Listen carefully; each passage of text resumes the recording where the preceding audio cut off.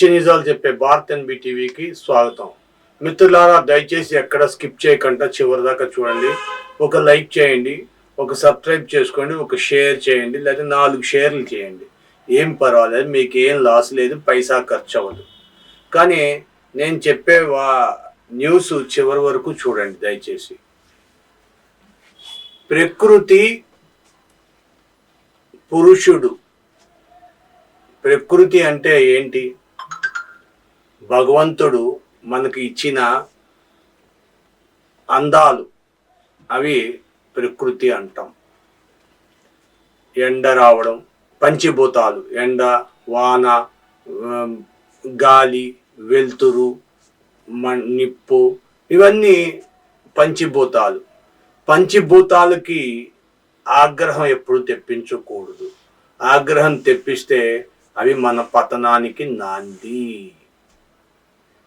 ఇప్పుడు కేరళకి ఎన్నోసార్లు ప్రకృతి హెచ్చరించింది. 2007లో ఇచ్చింది, 2018లో ఇచ్చింది, ఇప్పుడు తాజాగా 2024లో ప్రకృతి ఎప్పటికప్పుడు ఇస్తూనే ఉంది, హెచ్చరిస్తుంది. బాబు, మిమ్మల్ని తుడుచుకుపోతా, మిమ్మల్ని ఉన్నయ్యను. మీరు నన్ను గౌరవిస్తే నేను మిమ్మల్ని గౌరవిస్తా, నేను మిమ్మల్ని ప్రేమిస్తా అని చెప్పి ప్రకృతి చెబుతూనే ఉంది. దాని పాఠాన్ని ఎవ్వరు కూడా పట్టించుకుంటల్లా. ఎవరి ఇష్టం వచ్చినట్లు వాళ్ళు మందిరాలు కట్టేసుకుంటున్నారు, పొలాలు కట్టేసుకుంటున్నారు, బిల్డింగులు కట్టేసుకుంటున్నారు. పొలాలు అనేది లేకుండా కొండ ప్రాంతం కేరళ అంటే మొత్తం మీకు తెలియకపోయినా మీరు చూసే ఉండొచ్చు. ఎంతో రమణీయంగా, ఎంత అందంగా ఉంటుందంటే అంత అందంగా పచ్చగా నిగనిగలాడతా రకరకాల చెట్లు, రకరకాల సువాసనలతో మంచి అందమైన ప్రాంతమే ఉందంటే మన భారతదేశంలో, దక్షిణ భారతదేశంలో ముఖ్యంగా కేరళ అని చెప్పుకోవచ్చు.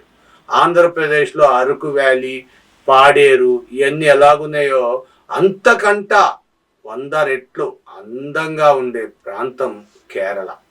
అయితే ప్రకృతిని గౌరవించాలని ఎన్నో పర్యాయములు అక్కడ ఉన్న ప్రభుత్వాలు మీ పైన రిపోర్ట్లు ఇచ్చాయి. మీరు ఇష్టం వచ్చినట్టు కొండ ప్రాంతాలను దొలిచేయొద్దు, చెట్లు పీకేయొద్దు. చెట్లు ఉంటే మట్టిని ఆ ఏళ్ళు పట్టుకొని ఉండడం వల్ల మీకు ప్రకృతిని కాపాడే అవకాశం మీకు ఉంటుంది అని చెప్పితే వినలా. ఇప్పుడు మన వాయనాడు చూసుకోండి. మన రాజీవ్ గాంధీ కొడుకు రాహుల్ గాంధీ అక్కడ పోటీ చేసి గెలిచాడు. మరి ఈయనేమో కాంగ్రెస్, అక్కడేమో ప్రస్తుతం నడిచే ప్రభుత్వం వచ్చి బీజేపీ. మరి కేరళలో కాదు, అసలు దక్షిణ భారతదేశంలో బీజేపీకి అడుగు పెట్టనివ్వని పరిస్థితులు చాలా కాలం నుండి నడుస్తున్నాయి. ఇటు తమిళనాడు తీసుకో, అటు ఆంధ్ర తీసుకో, అటు తెలంగాణ తీసుకో, ఇటు కర్ణాటక తీసుకో, కేరళ తీసుకో, ఎక్కడా కూడా దక్షిణ భారతదేశం, సౌత్ ఇండియాలో ఎక్కడా బీజేపీకి అవకాశాలు లేవు.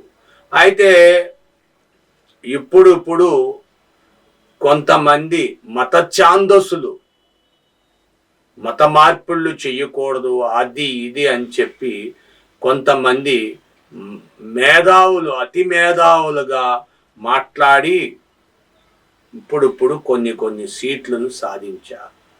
ఫర్ ఎగ్జాంపుల్, ఆంధ్రప్రదేశ్లో 8 సీట్లు వచ్చినాయి, తెలంగాణలో 7, అటు కేరళలో 1, తమిళనాడులో నిల్లు. మీకు ఎక్కడ చూసినా బీజేపీకి బోనీలు జరగడమే గొప్ప. అయితే బీజేపీ, భారతీయ జనతా పార్టీ అనేది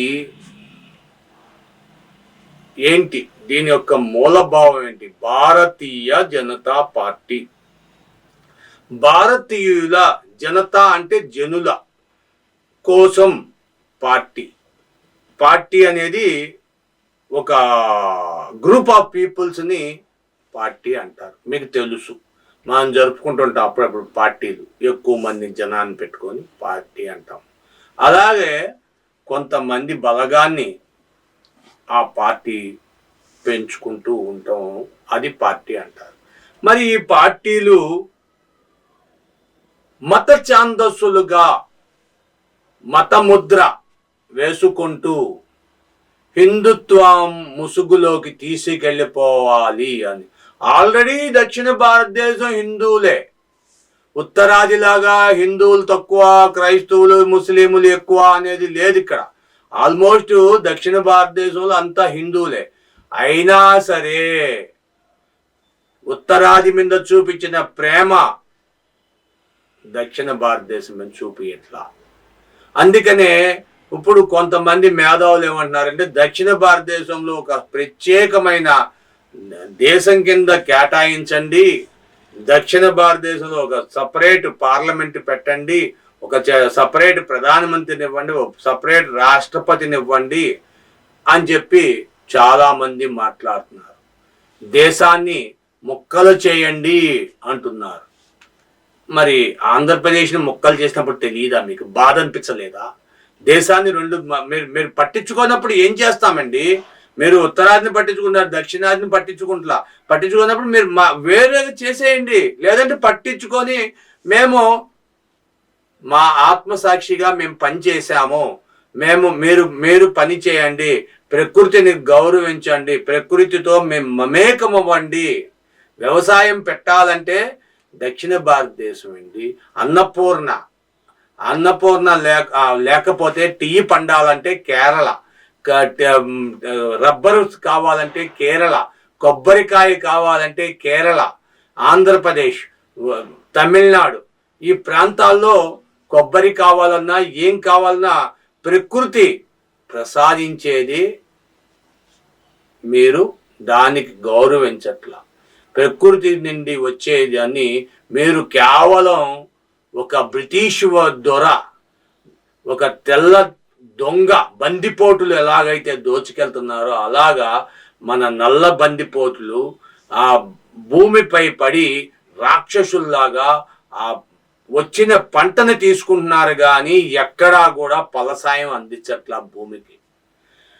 ఒకప్పుడు ఎంతో చక్కగా పశువులు ఉండేవి, మేకలు, గొర్రెలు, ఆవులు, గేదెలు ఉండేవి, పాలకి హాయిగా ఎంతో సమృద్ధిగా ఉండేది. అలాంటి సమృద్ధి అంతని పోగొట్టి వ్యవసాయాన్ని ఎరువులతో, సేంద్రియ ఎరువులు లేకుండా ఎరువులతో, ఓన్లీ ఎరువులు, ప్రకృతిని ఎప్పుడైతే గౌరవిస్తావో అప్పుడు నీకు పంట బాగుంటుంది, ఆరోగ్యం బాగుంటుంది, అండ ఉంటుంది. కోడిగుడ్డు ఇవాళ ఎంత రేటు పెరిగిందండి.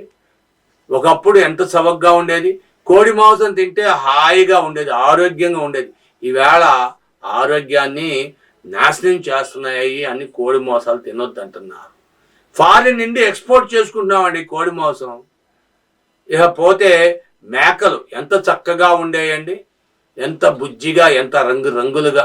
అలాంటిది మేకల స్థానంలో ఈవేళ కుక్కలు వచ్చేసి, మొన్న చెప్పుకున్నాం గుజరాత్ నుండి కుక్క మాంసం బెంగళూరు తరలిచ్చారు. కొన్ని వేల కేజీలు, సుమారుగా రోజుకి 14,000 కిలోలు ఆ దక్షిణ భారతదేశానికి సరఫరా చేస్తుంది ఉత్తర భారతదేశం. ఇదంతా ఏంటి? మనం ప్రకృతిని గౌరవించకపోవడం వల్ల ప్రకృతి మనల్ని గౌరవించట్లా. ఏదేమన్నా కానీ ప్రకృతిని వికృతంగా చేయకుండా ప్రకృతిని కాపాడాలని మీ విలువైన అభిప్రాయాలు కామెంట్ రూపంలో తెలియచేయండి, షేర్ చేయండి, లైక్ చేయండి, సబ్స్క్రైబ్ చేసుకోండి. Thank you for watching our channel, your channel. Thank you.